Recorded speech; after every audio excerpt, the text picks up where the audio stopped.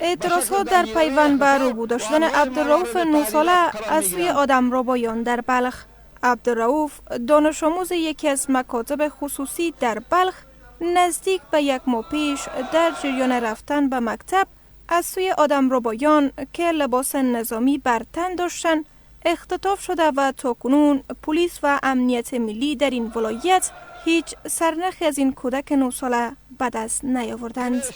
ترکمن‌های شهر مزار شریف در پیوند به اختطاف عبدالرؤوف 9 ساله دست به اعتراض زدند و خواهان پیگیری جدی شخص رئیس جمهور، وزیر داخله و ریاست امنیت ملی کشور گردیدند. محمد نبی پدر عبدالرؤوف 9 ساله میگوید آدمربایان طی تماس تلفنی در بدل رهایی فرزندش خواهان مبلغ 1.5 میلیون دلار شده است. او میگوید همه روزه از سوی آدمربایان در وایبر از کودکش ویدیو دریافت می کند و آخرین ویدیویی که برایش از آنان فرستاده شده پسرش برهنه و در زنجیر بسته و با فریاد کودکانش از پدرش می خواهد تا او را کمک کند. جایی که ما میریم، جایی که رفتیم برآمدیم از وایبر مسیج میکنه که این فلانی جای رفتی و آمدی کدام فایده نداره. این حکومت لیست میگه خود از اونا. سرنوشت کودک ما به این حالت است، لچ است، برادر گل در زنجیر زولانه بسته است. این میگه ویدیوش در ما روان میکنه. اگر اشرف غنی خدا بزن اشرف غنی را، اگر این رحم دل داشته باشه چیز اولاد ما را از امنیتیش خواسته ببینه یک دفعه، بعد از این اشرف غنی خودش اولاد که از بیبی گل شده از اولاد ما که بدتر شو اگه توجه نکنه.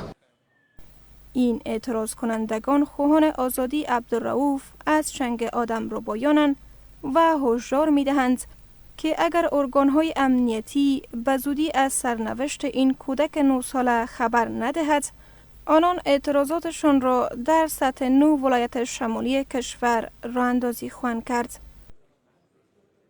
حوالی ساعت 8:10 از طرف افراد ناشناس خانه محمد نبی پدر عبدالرؤوف توسط نارنجک انداز مورد هدف قرار گرفت، منجر به تخریب قسمت از تعمیر گردیده است. ما حاضرین به نمایندگی از ملت ترکمن قطعنامه ها را با حضور داشت رسانه ها قرائت می نماییم تا مشکلات خود را از طریق رسانه ها اولا به گوش مسئولین حکومت محلی ولایت بلخ، ثانیاً به گوش مسئولین حکومت مرکزی و ثالثاً به جامعه جهانی حقوق بشر و نهادهای ملی و بین المللی برسانیم. واضح است دولت هیچ احساس مسئولین دولت هیچ احساس مسئولیت نمیکنن. حال یک طفل 9 ساله‌ای که اینجا اختطاف شوه او در زنجیر بسته شوه کدام وجدانی را قبول میکنه؟ بس است، اگر میتونین بکنین حکومت، اگر نمیتونین اعلام کنین. ما جدا از حکومت مرکزی به شکل هشدار میتیم که تا 2-3 روز دیگه برای ملت جوابگو باشند، نباشه ما در پیش ملت خود جوابگوی هستیم که در پیش روی مردم خود برآمده ما تظاهرات خود ادامه میدیم. در همین حال عبدالصمد حارس رئیس شورای ترکمنهای زون شمال حکومت محلی و مرکزی را در پیوند به اختطاف عبدالرؤوف متهم به کمکاری و بی‌پروایی نموده و میگوید که تاکنون حکومت هیچ گونه اطلاعاتی را با خانواده کودک ربوده شده در میان نگذاشته است. او هشدار می‌دهد که اگر مسئولان حکومتی عبدالرؤوف 9 ساله را از چنگ آدمربایان آزاد نکند، در سراسر کشور دست به اعتراض گسترده خواهند زد و بنادر تجارتی کشور را نیز خواهند بست. البته این اولین اختطاف نیست که ما بگوییم اختطاف اولی است که دولت چی میگه. دولت میگه ما در مورد اقدامات داریم که انشالله یک نتیجه خوبی است.